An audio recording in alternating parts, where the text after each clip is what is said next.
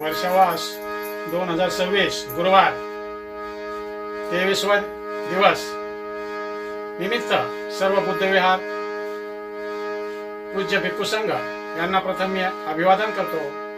तसेच सर्व उपोषधधारक, ग्रंथवाचक, बौद्धाचार्य, श्रामणेर, उपासक, उपासिका यांना हार्दिक शुभेच्छा।